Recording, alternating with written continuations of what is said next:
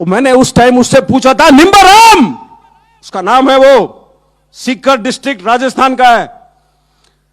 मैं बोला, निंबाराम क्या हाल है तेरे?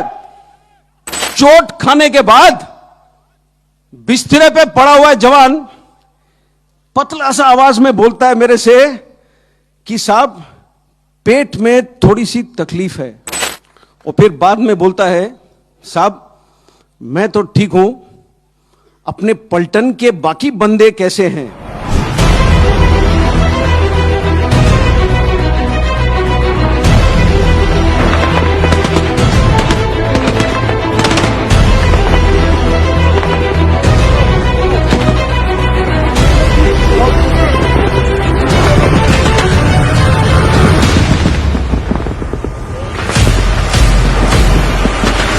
जब हमारा बंदा अस्पताल ले जाया गया हेलीकॉप्टर के अंदर, उसके पेट के अंदर के हिस्से, जो स्टमक है, जो इंटेस्टाइन है, वो पॉलीथीन बैग में साथ डाला गया।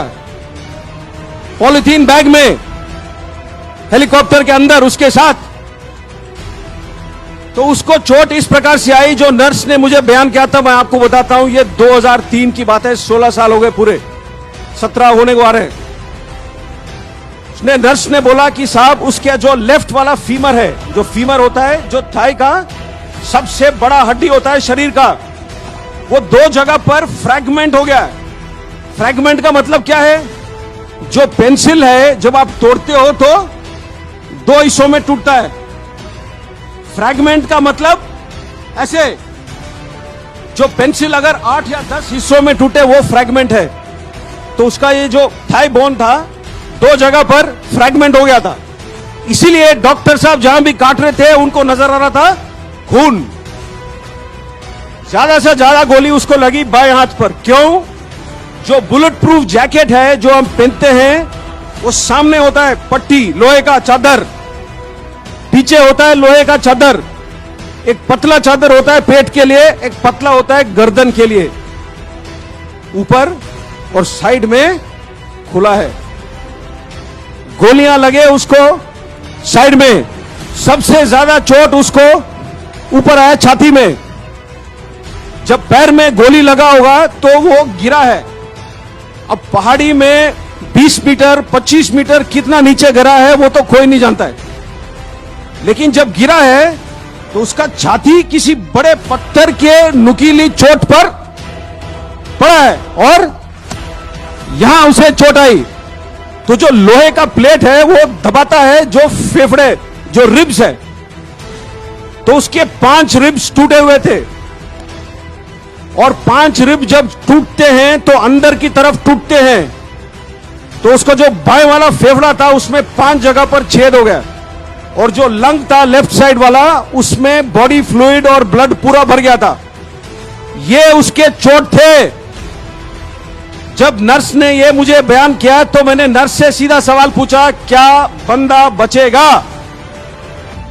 और जैसे डॉक्टर साहब लोग आमतौर पर होते हैं, ये नर्स ने बोला, सर मैं नहीं जानती हूं। तो हम लोग जो वर्दी पहनते हैं, थोड़े, मैं बोला ना, दिल से करते हैं हम काम, दिल से।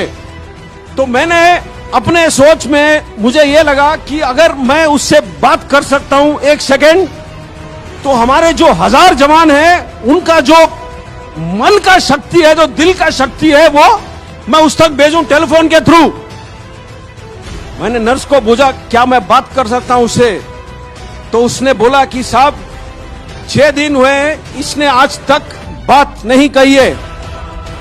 इसकी आंखें खुले तो है, लेकिन ये क्या सुन सकता है, क्या महसूस कर सकता है, क्या बोल सकता है, मैं नहीं जानती हूं। मैंने फिर भी बोला कि आप फोन का जो हैंडसेट है उसके पास रख सकते हो? तो उसने बोला हां।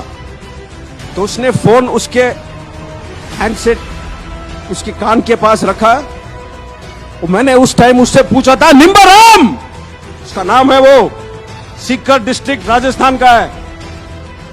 बोला, निंबाराम क्या हाल है तेरे? 15 या 20 सेकेंड गुजरे, कोई जवाब नहीं है। मैंने सोचा शायद वो खत्म हो रहा है, शायद वो सुना ही नहीं मेरी बात, शायद वो बोल नहीं पा रहा है।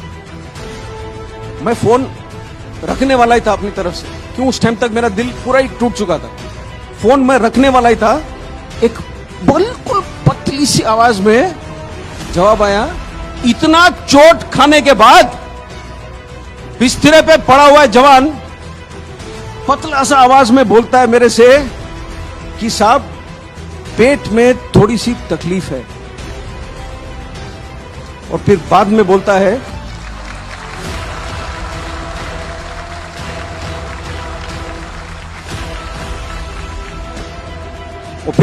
बोलता है साहब मैं तो ठीक हूं, अपने पलटन के बाकी बंदे कैसे हैं?